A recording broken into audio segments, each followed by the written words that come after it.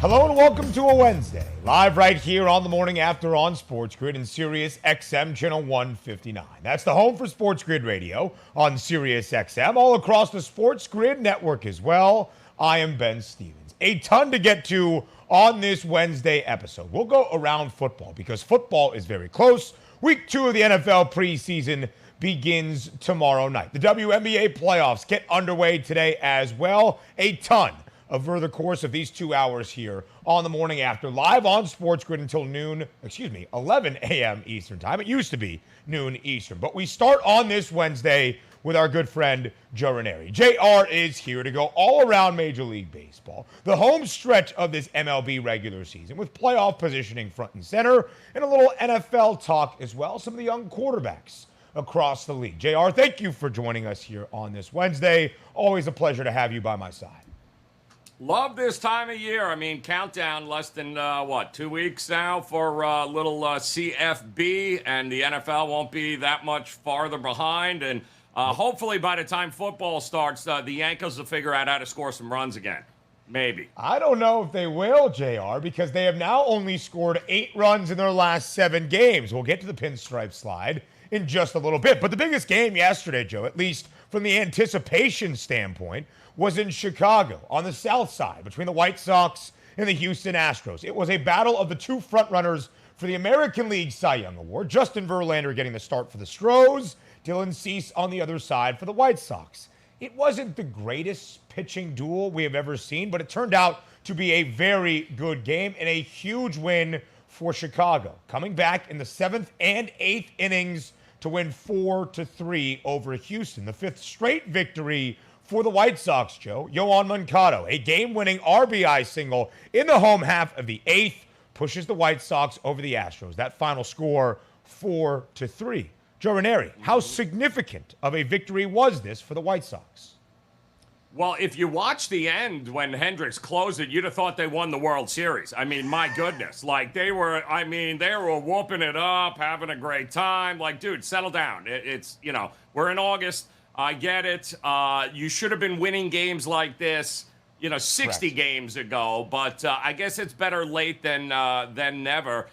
Cease had been phenomenal up to this point. What was it, 14 straight without giving up more than an earned run? Unbelievable. Yep. They got to him, which is no surprise there. What I was shocked was Verlander didn't hit his strikeout prop. He wasn't mowing them down by any stretch. So Chicago was doing a great job of putting balls in play. They put enough of them in play late in the game to be able to get the win. And now all of a sudden at 61-56, here come the White Sox. Guardians be on the watch here. I think that's going to be a fantastic finish in that division there, Ben. Each and every day, Joe, the American League standings and thus the odds board changes. We'll get to that in just a second. But from a pitching performance standpoint yesterday, again, not the greatest out of Verlander or Cease. As JR mentioned, it snapped a 14-start streak for Dylan Cease of allowing 1 earned run or less. He goes 5 innings yesterday, 3 earned runs on 6 hits against the Astros. It was the second straight start for Verlander, allowing 3 earned runs. He gave up 3 in 7 innings of work. But despite those performances, Joe, Justin Verlander's lead, at least from the odds perspective, to win the AL Cy Young grows stronger yesterday. Minus 125 before the start, minus 190. Dylan Cease moves back by $1 from plus 165 pretty much to plus 260. A welcome to our Sports Grid Radio audience here. The opening hour of the morning after, live on this Wednesday. Sirius XM channel 159. All of our terrestrial radio affiliates now in the mix as well. I am Ben Stevens alongside Joe Raineri for the opening portion of this opening hour of TMA. So it wasn't the greatest on the bump from Dylan Cease or Justin Verlander, but it is a huge win for the Chicago White Sox. 5 straight victories now, despite the fact that Dylan Cease gave up 3 earned runs yesterday. And as you saw there, Justin Verlander, even a stronger odds-on favorite to win the American League Cy Young. But as we look at the American League pennant odds, Joe, the Chicago White Sox, the 5th best price, but up $1 from yesterday. 16-1 now from 17-1 before the game against the Astros. And Raineri, despite the loss, the Astros now booked as the favorites in the American League. plus 155, 20 cents ahead of the Yanks, who are plus 175, now the second best odds. This might be the first time, Joe, since the early portion of May that Houston is now in that pole position from the odds perspective as the favorites to win an AL pennant.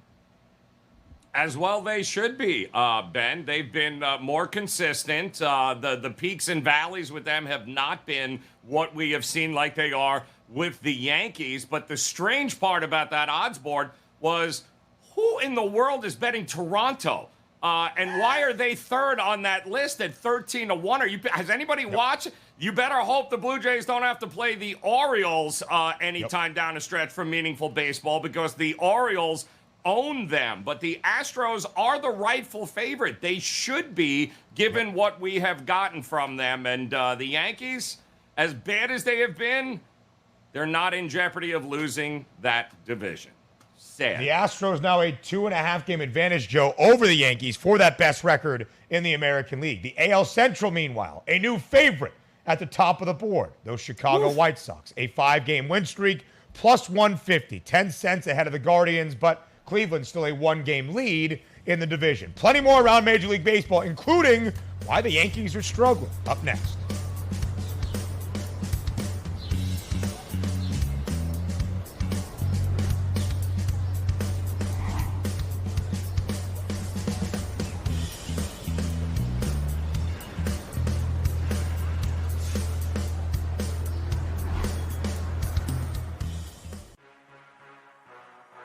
Sports Grid, your 24/7 sports wagering network.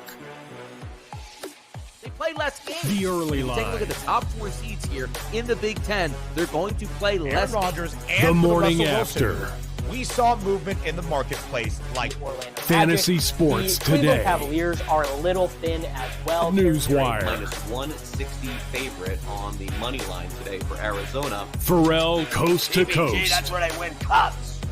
They win Stanley Cups over there. Give me the Game Penguins. time Kind of decisions. bizarre when you consider everybody is out for the Warriors. In-game live I all like access. Vandy. I like Vandy against Bam. I think Vandy can win the game, take a 4.5. In-game live. Prime time. In-game live. Overtime. All done before the final bet. Get the winning edge. Only on Sports Grid. The morning after. Well, the Niners have a better overall year than those two other teams, being the Jags and the Jets. You know, what's funny is I think you'd get a lot of people, though you make a good point about where the number would sit. I think you'd get a lot of people to bet the Niners. I'm high on the Niners. I still would take the combination. I'm low on the Jets. I know I'm probably walking into a real bad trap here, and I'm going to live with it. I am very optimistic about the Jacksonville Jaguars. The Sports Grid Network. The early line. Donnie, in this AP Top 25, what caught your eye? Yeah, if we're looking just at, the old guard, right, which particularly pertains to the SEC, Alabama number 1, Georgia number 3, Texas number 6. So 3 teams in the SEC in the top 6. Wouldn't shock us again, Kevin, right? 2 teams out of the final 4 will end up being from SEC competition. Notre Dame at number 5. Only on Sports Grid. Sports Professor Rick Horrow with your Daily Numbers game. Well, are we betting in Williamsport? Pennsylvania allows mobile betting. How about in the Little League World Series? I think not. But the clear winner is the economic impact study that's done in eastern and central Pennsylvania every year. Parents come, relatives come. COVID wiped out the tournament then last year. No parents, no crowds. And the bottom line is this is one of those situations where we're making up for lost time. You're adding a couple of new teams. You're also increasing the bracket. Remember last year when a Michigan team won, there was no international side. The normal format focuses on the international side, the ESPN television deal, mega corporate sponsors, and tourism dollars that you couldn't even believe. Bottom line is getting back to normal could mean $100 million of economic impact for Pennsylvania.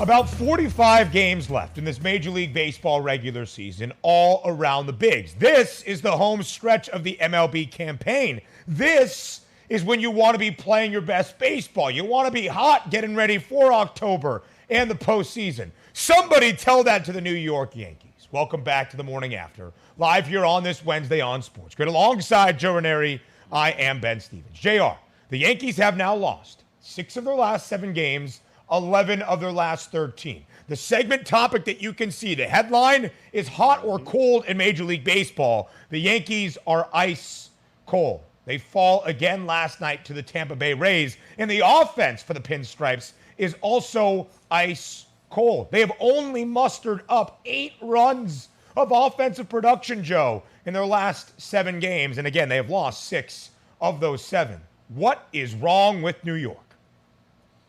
Yeah, what is wrong with the people still betting the New York Yankees right now? I mean, my goodness. Here you are thinking they were so good in the first half. Let me pick up a little piece of the Yankees here going into the All-Star break because they could sleepwalk to... Yeah, no. It has been horrific. And it's amazing for a team that was able to what felt like score at will. Stanton goes down. And then that's it. Like, they are a shell of what they were originally. Cortez last night was fantastic outside of that one pitch in the first inning. He gives up the 3-run home run, and then he's lights out the rest of the game. The bullpen steps up. I mean, they did everything right. Oh, yeah, except score runs. I mean, what is that now? 2 games in a row against that pitching staff, and I think they threw 5 guys last night, the Tampa Bay relay. So 5 pitchers held you to 1 run again on 4 hits after being shut out the night before. The first time that Tampa has shut you out in the Bronx since 2013. Like, my goodness. They do say Stanton, I don't know. Maybe it's they drop Stanton back in a lineup and all is well with the world, but that bottom of the order has something to be desired here, Ben, and I don't trust it. We'll see what happens when Stanton gets back, but that's a big ask of him. Joe, maybe it's not Giancarlo Stanton. Maybe it's Matt Carpenter. The fractured foot now has Carpenter on the sideline for some time, but he was having a career renaissance in pinstripes, and now he's out for the foreseeable future. The Yankees at the All-Star break had the best record in baseball. When we had the updated win totals available across MLB, the Yankees had the highest on the board. 105.5. They were on a record-setting pace trying to match the 115 from the late 90s. That's not going to happen anymore. The Yankees don't even have the best record in the American League. They're 2.5 games behind the Astros when it comes to the win-loss column. The Yankees, Joe, now have the 4th best record in all of the bigs. And as you can see here, the odds to have the best record at the end of the regular season heavily favor the Dodgers, who are 80-35. We'll talk about Los Angeles in just a minute. But as we showed you, the Astros now with a 2.5 game advantage for that top spot, the number 1 theoretical seed in the American League, also the favorites to win the AL right now at plus 155. The Rays, meanwhile, Joe, have won 4 straight games. Tampa sits in that 2nd American League wildcard spot. The Mariners hold the top spot with a half game up over the Rays. The Blue Jays only a half game up on the Orioles for the 3rd and final AL wildcard spot because Baltimore has won 4 straight against Toronto. And do not sleep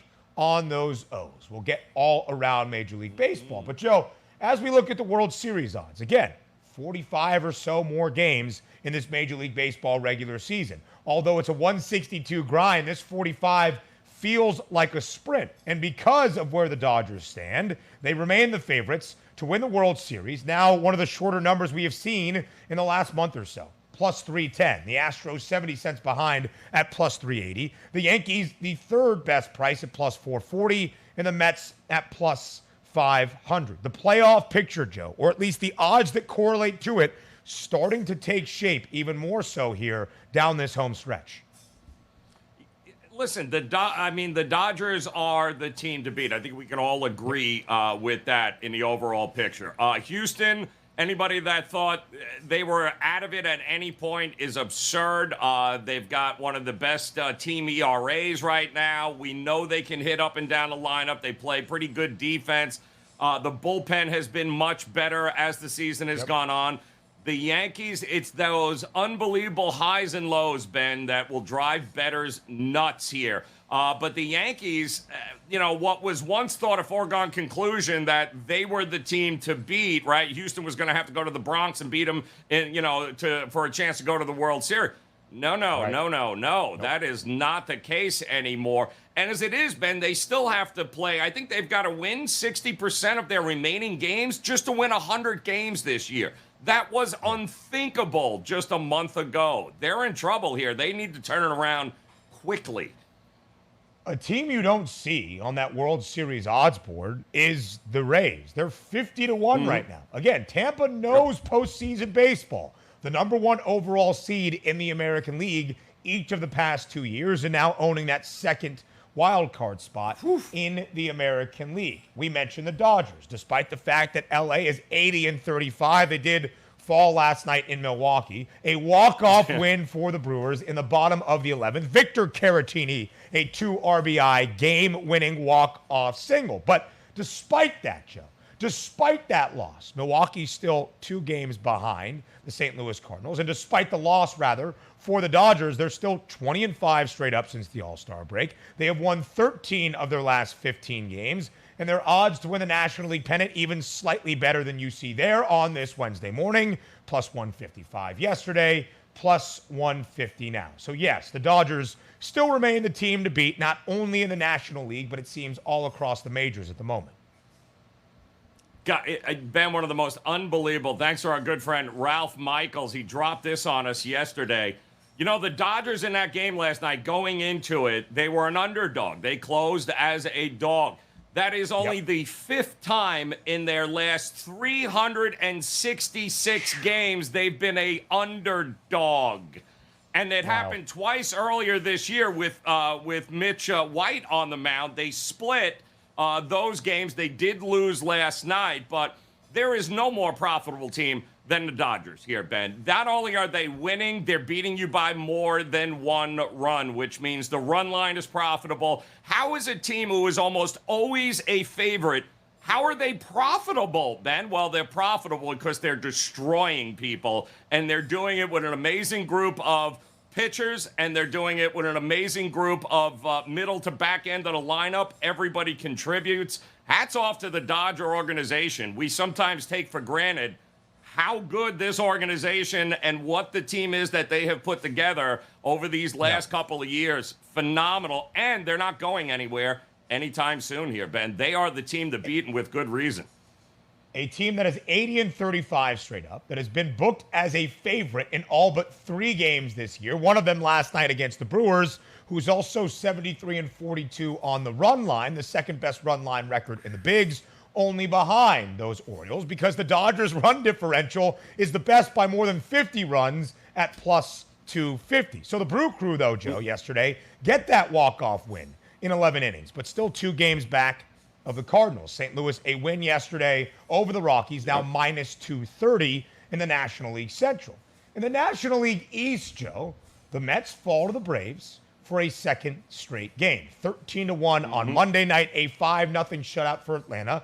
Last night, the lead for the Mets in the division is just 3.5 games. Still minus 550 from that odds perspective. But quickly here, JR, can the Braves make a run to knock the Mets off that top seat in the National League East? They already are, and they still have a ton of games against each other left to play. Much still to be decided in that division. But hold on, it's going to be an awful lot of fun to watch it go down. Still 2 more games left in Atlanta this week between those two. Max Scherzer trying to stop the bleeding for the Mets on the bump today, a road favorite as of right now. We go to the National Football League. A look at the NFC East. Which quarterback does Joe Raineri trust the most? Find out next.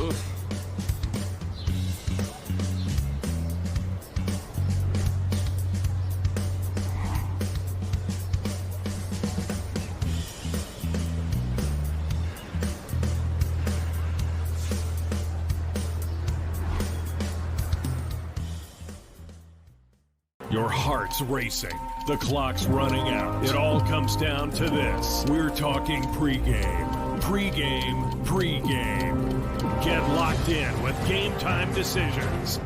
Your hosts, Gabe Morency and Cam Stewart, will get you ready for game time. Everything you need to know before a game goes off the board, with the best slips to back it up. Make your best bet with live odds updates, late breaking news, up-to-the-minute injury reports, and real-time analytics from inside the sportsbooks. All the odds, all the action, from sports wagering insiders and industry pros like Donnie Rightside, Gam Lou, Cousin Sal, the Pro Football Doc, Dr. David Chow, and more. Get the winning edge every weekday afternoon from 6 to 7 p.m. Eastern, 3 to 4 Pacific. It's Game Time Decisions. Only on Sports Grid. You might be the next daily fantasy millionaire. No matter what you watch or where you play, learn from the world's best DFS players. Lineup building tools, expert projections, and advanced stats change the way you play the game. Dominate the competition.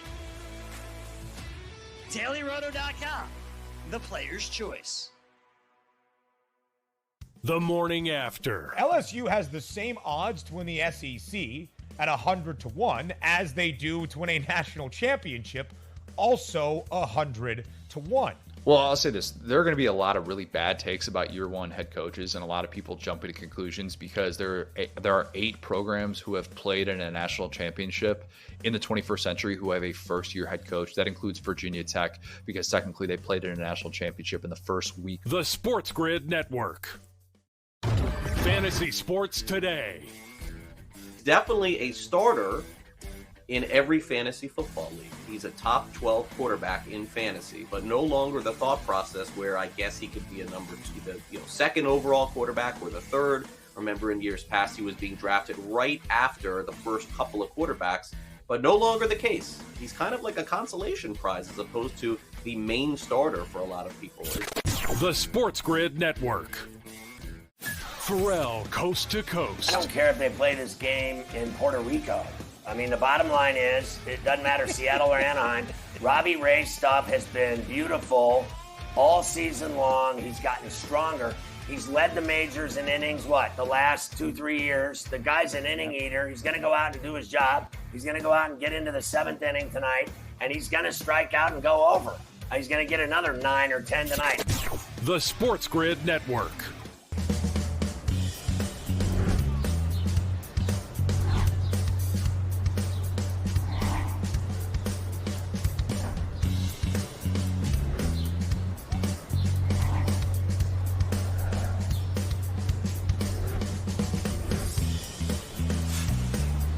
The NFC East, the last couple of years, has been nicknamed the NFC Least. It hasn't been that great of football in that division, but it has been very competitive and a ton of parity in the last decade plus across the NFC East. Welcome back to the morning after here on this Wednesday. As we went to break, I, Ben Stevens, said to Joe Raineri, who you see on your screen as well, that I would ask him which quarterback in this division does he trust the most to lead his team to success in the 2022 NFL season. Joe Raineri's reaction was one of disgust, but we are still going to discuss it here on the morning after, live on this Wednesday on Sports Grid. But Joe, first, let's start big picture. We know about the NFC East. We know the historic trends of this division. There has not been a back-to-back repeat divisional champion in the NFC East since 2004, when the Eagles won 4 straight divisional titles from 2001 until that 0-4 season. The Cowboys won it last year, and Dallas is booked as the favorite once again to win it in 2022, plus 135. But the Eagles, Joe, have made their way up this board, the second best price at plus 170. Who do you have, Joe Raineri, winning the NFC East this upcoming year? Well, hats off to the Cowboys first and foremost. Week 1, we watched them get 17 penalties for 129 yards, which was fantastic because they also led the league in penalties last year too. So it's a meaningless game, I get it, but the fact that I'm starting to see a trend here, meaningless or not. This team is still one of the most undisciplined teams that we have in the NFL. Way to go, Mike McCarthy.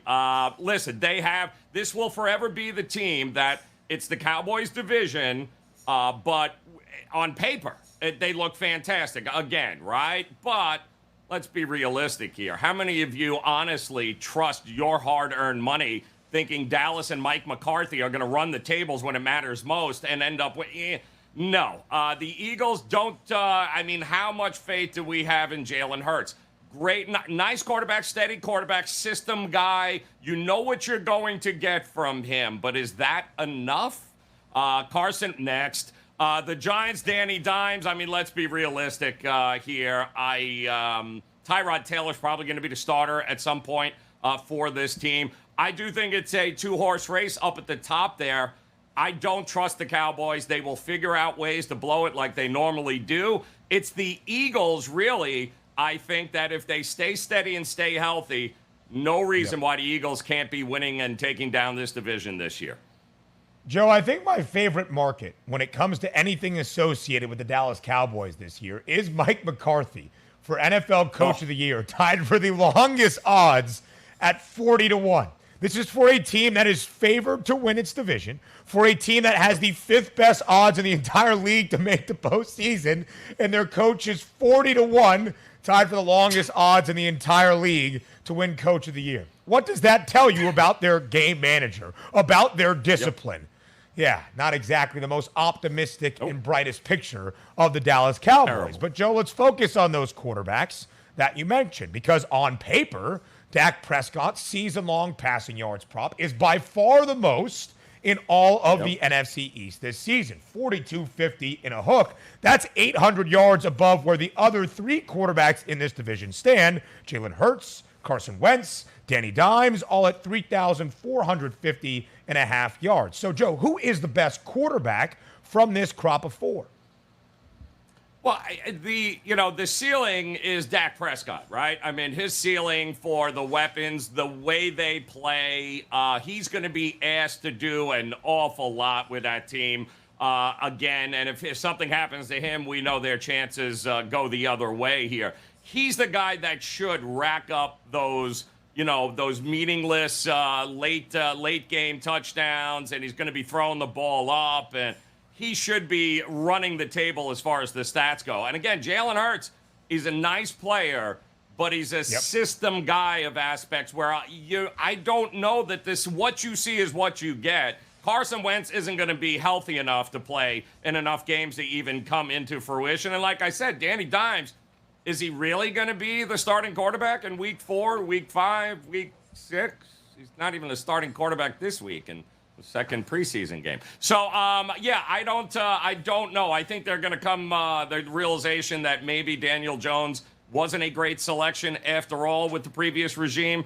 But it's Dak Prescott, I think, that's going to have another ridiculous year statistically, and they're going to lose. They're going to lose games that they need to win the most.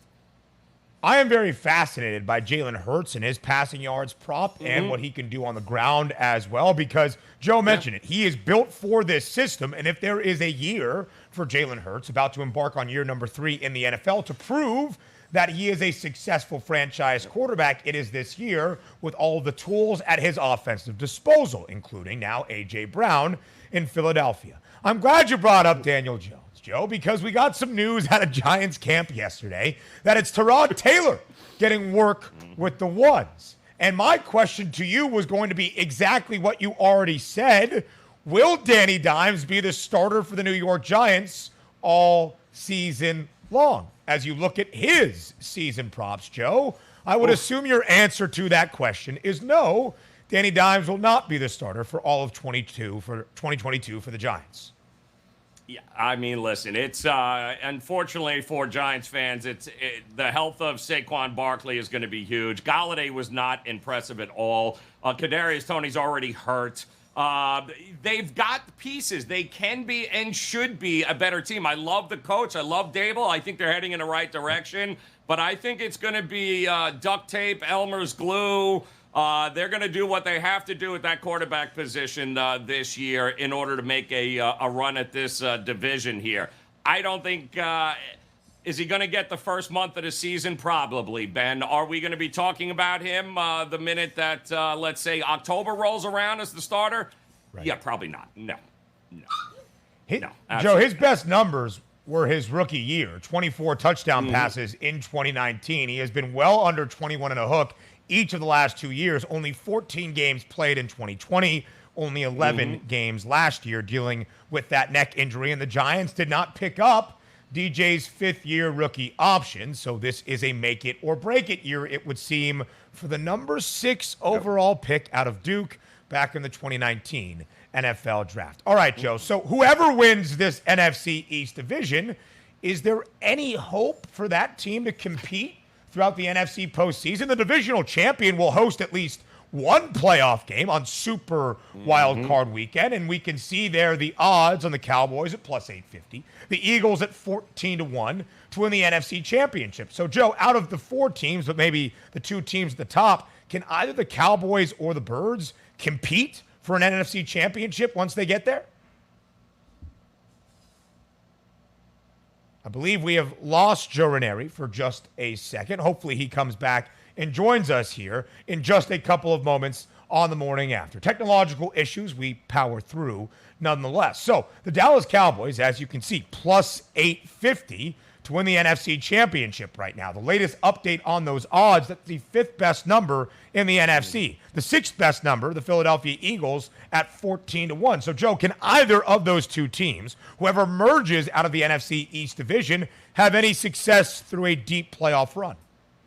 Yes. I mean, to me, the Eagles were the team that took, a little surprise last year, and now they're expected to make that next step, but we know what happens with expectations with any team from Philadelphia, Ben. They usually don't meet them at some point, but they should be. I like the defense. I think the offense is got certainly enough weapons and experience now that they should be able to win not just 1, but maybe even, dare I say, 2 playoff games there come January with the weather and the style that they play.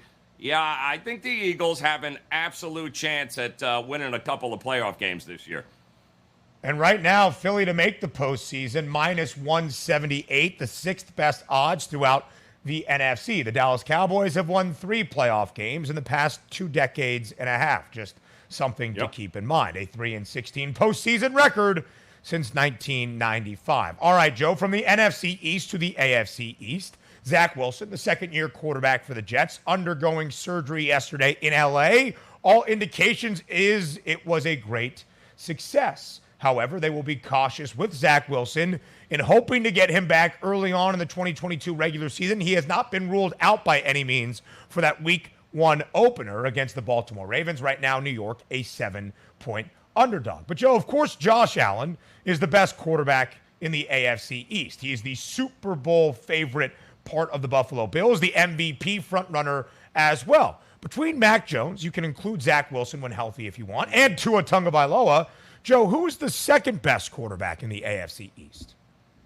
Joe Flacco. No, I'm kidding. I can't even say that with a straight face. I'm sorry about that. To me, I think it's Mac Jones. I mean, Mac Jones got a lot going against him, right? Mostly because Matt Patricia and Joe Judge are going to be calling yikes. But I do think ultimately it's going to be Belichick's fingers on that offense there. He'll put him in a spot to be successful because that's what Belichick does. Tua, I don't know what. Listen, he has the weapons. There is no reason for Tua not to just throw the ball as far as he can downfield and complete passes. I don't think he's going to be the starting quarterback come October. How's that? Wow, a bold take to end it. Year number 3 for Tua Tagovailoa with Tyreek Hill and with Jalen Waddle and Mike Gesicki and all of that in Miami, where Joe is right now. He's about to hop on a plane to Vegas. Joe, safe travels. We appreciate your time as always. Next up, more talk around the NFL, specifically the NFC West. Stay with us.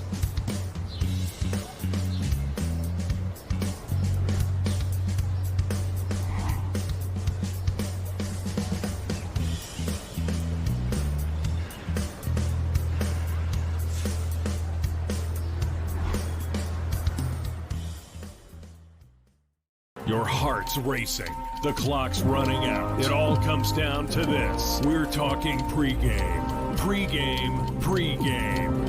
Get locked in with Game Time Decisions. Your hosts, Gabe Morency and Cam Stewart, will get you ready for game time. Everything you need to know before a game goes off the board, with the bet slips to back it up. Make your best bet with live odds updates, late breaking news, up-to-the-minute injury reports, and real-time analytics from inside the sportsbooks. All the odds, all the action, from sports wagering insiders and industry pros like Donnie Rightside, Gam Lou, Cousin Sal, the Pro Football Doc, Dr. David Chow, and more. Get the winning edge every weekday afternoon from 6 to 7 p.m. Eastern, 3 to 4 Pacific. It's Game Time Decisions. Only on Sports Grid. You might be the next daily fantasy millionaire. No matter what you watch or where you play, learn from the world's best DFS players. Lineup building tools, expert projections, and advanced stats change the way you play the game. Dominate the competition. DailyRoto.com, the player's choice. The morning after. LSU has the same odds to win the SEC at 100-1 as they do to win a national championship, also 100-1. Well, I'll say this. There are going to be a lot of really bad takes about year one head coaches and a lot of people jumping to conclusions because there are 8 programs who have played in a national championship in the 21st century who have a first-year head coach. That includes Virginia Tech because technically they played in a national championship in the first week. The Sports Grid Network. Fantasy Sports Today. Definitely a starter in every fantasy football league. He's a top 12 quarterback in fantasy, but no longer the thought process where I guess he could be a number 2, the second overall quarterback or the third. Remember in years past, he was being drafted right after the first couple of quarterbacks, but no longer the case. He's kind of like a consolation prize as opposed to the main starter for a lot of people. The Sports Grid Network. Pharrell, coast to coast. I don't care if they play this game in Puerto Rico. I mean, the bottom line is, it doesn't matter Seattle or Anaheim. Robbie Ray's stuff has been beautiful all season long. He's gotten stronger. He's led the majors in innings, the last 2-3 years. The guy's an inning eater. He's going to go out and do his job. He's going to go out and get into the 7th inning tonight, and he's going to strike out and go over. He's going to get another 9 or 10 tonight. The Sports Grid Network.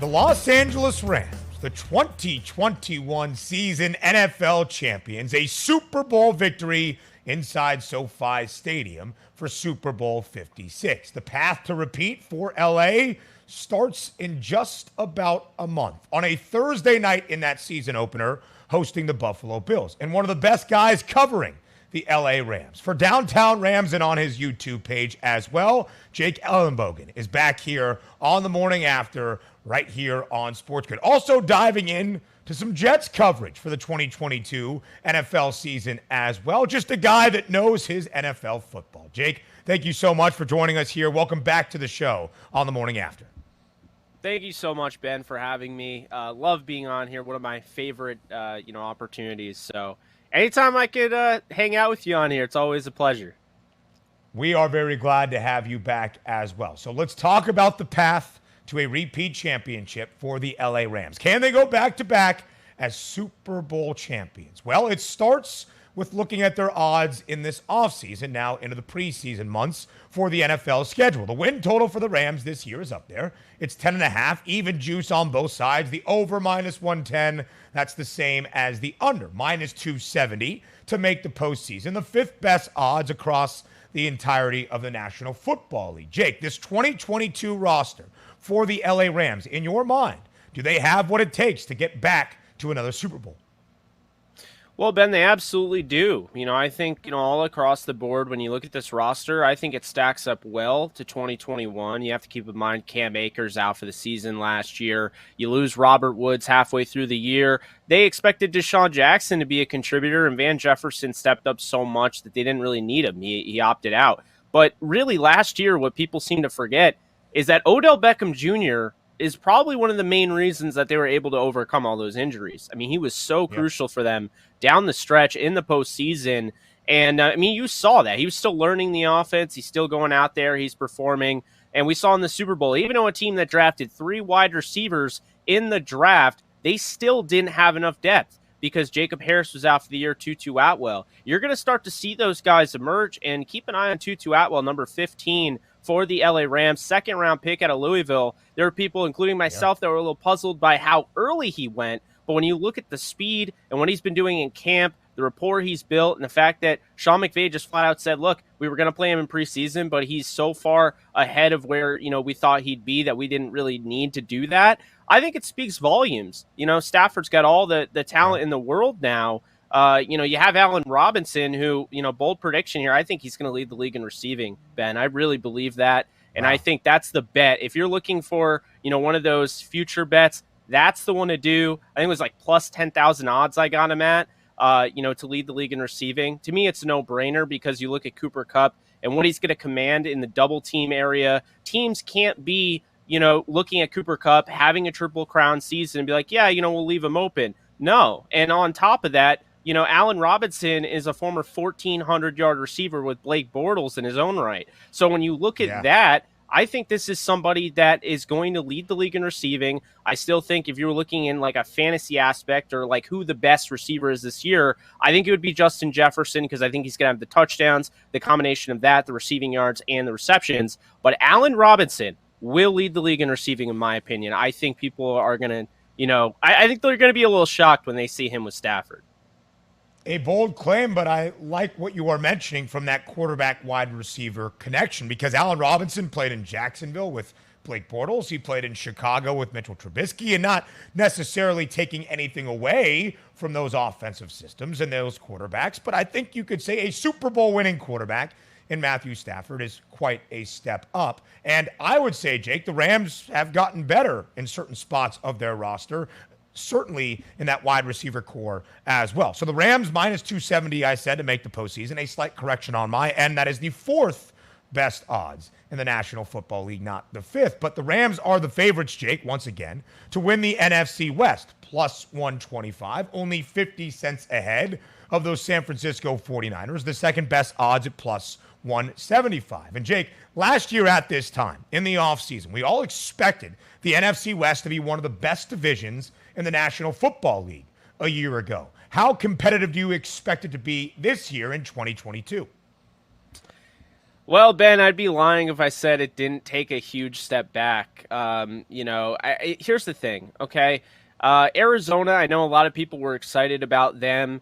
And, I'll be honest with you. If you look at Kyler Murray, you look at Cliff Kingsbury, that team seems to get hot early on in the year. They're a lot more, not say dominant, but they're a lot better early on in the year. They falter down the stretch. I don't know how much that is. I know there's rumors out there. It has to do with Kyler Murray's, Call of Duty schedule or whatever when it gets close to the end of the season. I don't buy into any of that, but I do think that he wears down over the course of the season. And, there are so many stats to back up Cliff Kingsbury and his team struggling down the stretch. So when you look at this, division, I think Seattle's going to surprise people because I think Seattle, everyone just assumes is going to be, a 3-win team. But I think when you look at what they did, they're trying to build that offensive lineup, going out and getting Charles Cross in the draft.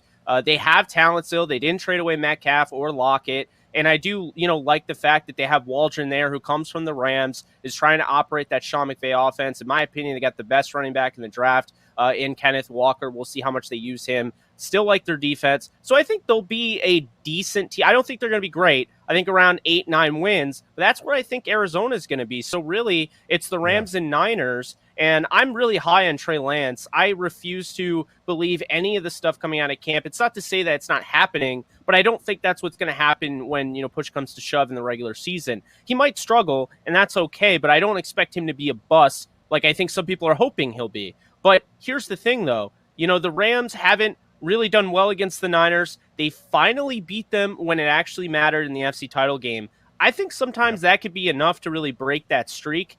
And so for that reason, I think it's really those two teams, but I think it's the Rams decently ahead of the 49ers. I think their team, like you said, they improved. They go out and they get Allen Robinson with the money that they were going to pay Von Miller. And oh, by the way, they go out and get Bobby Wagner, who, let's not forget, Wagner might not have been his best self last year, but he wasn't around a lot of, talent last year. Seattle was not great on the defensive end, and I think that did kind of bleed into his production as well. So when you add him, you have Troy Hill coming back. Very excited about him across from Jalen Ramsey. They really like the safety depth. I mean, they're 4 deep now. Burgess is probably the 4th guy. They got Rapp. They got Fuller coming off his injury. And Nick Scott, who we saw emerge in the postseason. On top of that, Ernest Jones, the draft pick, is, learning from Bobby Wagner. You have Aaron Donald still. He's not going anywhere. A'Shaun Robinson, Greg Gaines. And then the pass rushers, I love Floyd. And people are sleeping on Justin Hollins because they got Von Miller last year. But if Hollins didn't get hurt,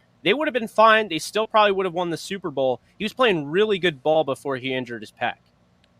So, Jake, you see those odds right there on your screen. To win the NFC title, of course, the Rams were the Super Bowl champs, the NFC West champs, and, of course, won the NFC title as well. But tied for the second best odds right now, over $1.50 behind the Bucs, who are the favorites at plus 340. So, Jake, do you consider that the Rams are maybe being slightly undervalued when it comes to the NFC Championship odds?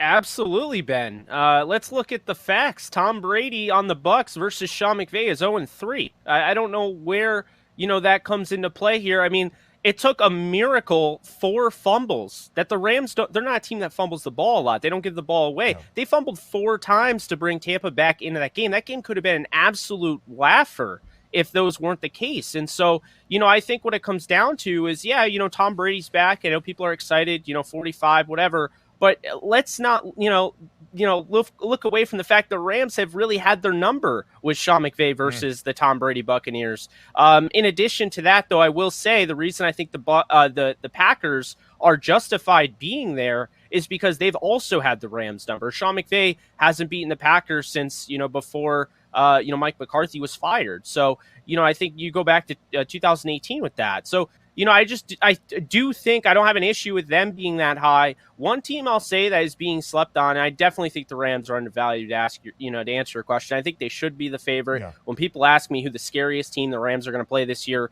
it's the Bills week 1, because I think that's the Super Bowl matchup when it's all said and done in Super Bowl 57. But I also think it's the AFC West to worry about because they play the entire AFC West. I'm not as worried about the NFC, but if there's one team that's not being talked about anywhere near enough, it is the Minnesota Vikings, who I think can win that division, and I think they can play the Rams in the NFC title game. I think when you look at Kirk Cousins, he's been putting together some good, obviously some good football over the last few years. I think they finally got the issue out of the building, which was Mike Zimmer. They add a young coach in Kevin O'Connell. I think that offense, what they're saying about KJ Osborne, you got Justin Jefferson potentially emulating a Cooper Kupp type of season, wouldn't rule it out. You got Adam Thielen, you got Dalvin Cook, Madison. The offensive line has improved. The defense is good. I really think the Vikings aren't being talked about anywhere near enough. So if you're looking at undervalue, obviously the Rams, because I think they should be 1, but the Vikings are 100% in that mix. I think they're part of the big 4 right now in the NFC, if you're asking me. The Vikings plus 240, the second best price to win the NFC North at this moment, behind the Green Bay Packers, the odds-on favorites at minus 155. Now, Jake, throughout training camp, there has been some concern over Matthew Stafford's elbow. Had an off-season injection, but as Sean McVay said last week, it's a little bit more troubling than you would expect for a quarterback. Abnormal at the moment is how he described it. What would you put your concern level at for Matthew Stafford and his health entering 2022?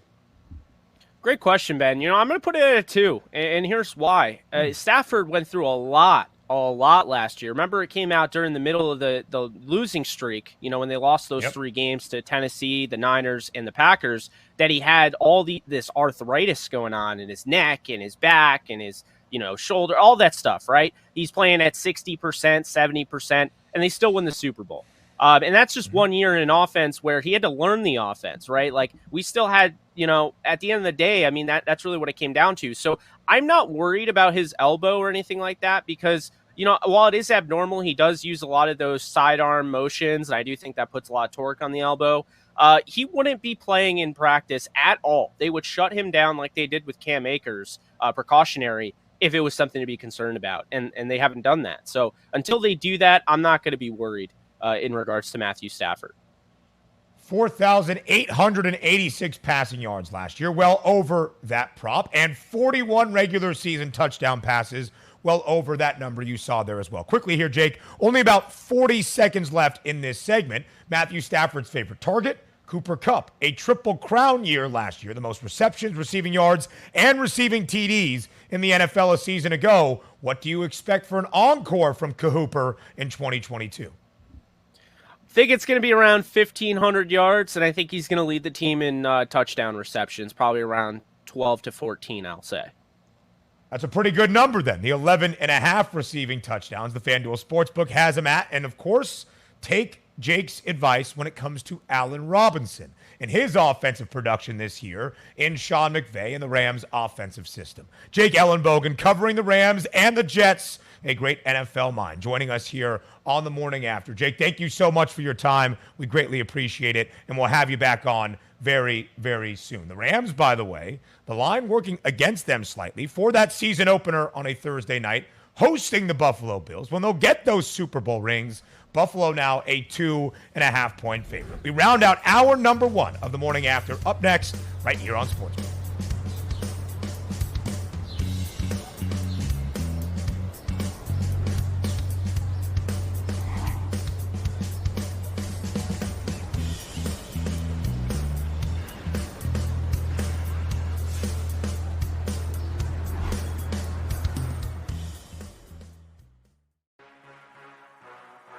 Sports Grid, your 24/7 sports wagering network. People are going to the betting window and betting them now before the trade takes place. How dare they do what's fiscally responsible? See how it plays out. Buffalo's going all in right now. Football full circle. All their chips in the middle of the table. It's do or die for them. And Godwin being out, they've had a little bit of a shakeup. In-game live all access. You could take the points. You could take the money line. And we have to go to San Jose, too. Maybe a small play on San Jose. I'm going to go both underdogs here. I don't want to hear it anymore. Wow. In-game live. Here, prime minus time. 128. We do have to lay a little bit of wood here, Donnie, but I think against Patrick Corbin. But, boy, you want to give me 8.5 points with a desperate team facing elimination. Get the winning edge. Only on Sports Grid, your 24/7 sports wagering network.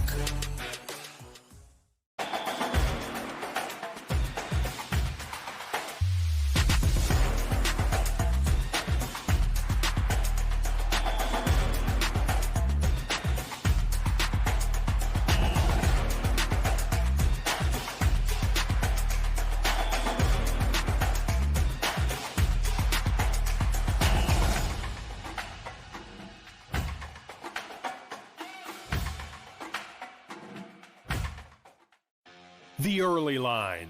And if we just take a look at the rushing numbers, right, 1,100 yards is the benchmark for us. Well, last year as a rookie, Kevin, we just talked about Dalvin Cook. He can never stay healthy. How about a rookie playing all 17 weeks last year with Big Ben Roethlisberger and the Steelers? How about him getting 307 rushing attempts as a rookie? I thought we were led to believe also the Pittsburgh Steelers were, we're about winning games, but we don't just hand things over to guys that get drafted and are drafted Only high. On Sports Grid. Fantasy Sports Today. Ezekiel Elliott declines even more and loses, let's say, 15% of the touchdowns and of the yards. He's being drafted way too high in fantasy this year. I mean, I guess Ezekiel Elliott's supporters will point out, well, before he suffered the injury last year, sprained, I want to say his MCL, but I'm not, don't remember specifically, but it was a knee injury. Before the injury, yes, he was good, but it was 4 games into the season. The Sports Grid Network. Pharrell, coast to coast. Tell me why you're so high on Herbert and the Chargers. They never get it done. Number one is injuries. This team seems to be snake bit. If that goes their way this year, the only thing that's going to prevent them is coaching.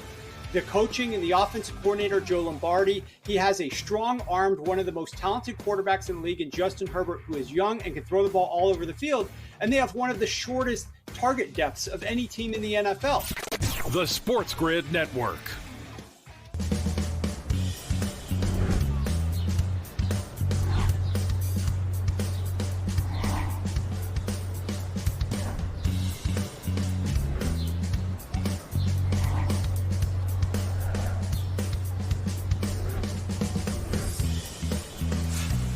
We round out hour number 1 of the morning after live on this Wednesday on Sports Grid. Sirius XM channel 159. That's the home for Sports Grid Radio on Sirius XM. All across the Spiz Grizz network. That's Sports Grid. I am Ben Stevens. We follow up on our conversation with Jake Ellenbogen, a focus on the Rams in the NFC West. Last year at this time, the conversation was about this very division. 4 teams that all seemed like they were in play to win a divisional crown in the NFC West. The newly revamped Rams with Matthew Stafford entering his first year at the time. The San Francisco 49ers healthy and talented. The Seattle Seahawks with Russell Wilson and Kyler Murray and the Arizona Cardinals after getting DeAndre Hopkins and J.J. Watt. Could they make a run in the NFC West? And then through most of last year, it was the most competitive division in the NFL. 3 of the 4 teams in this division reaching the playoffs. But what about in 2022? Who wins the divisional crown this year? That's what we asked you to round out this opening hour and Fade the Public. So the Rams are the favorites right now on the FanDuel Sportsbook. Plus 125 is that number from the odds perspective. So who wins the NFC West? Well, the public is going with the favorite as well. The Rams at nearly 61.5% of this vote, the leader in the clubhouse. And the votes follow exactly the odds right now on the FanDuel Sportsbook. The Rams, the favorite of the public, the favorite in the odds board. The Niners, the second most selected choice, the second best odds. The Cardinals, the third most selected, the third best odds. And the Seahawks, the bottom of the 4. So the public following suit with the odds. Sometimes that's how it goes here in the offseason, now in these preseason months. 61% of the public saying the Rams will win the NFC West, plus 125 in those divisional odds right now. I agree with you, public. I think the Rams win this division for a second straight season. Hour number 2 of the morning after is up next, following a Sports Grid news update from Alex Fasano. Come back and join us here on the Morning After.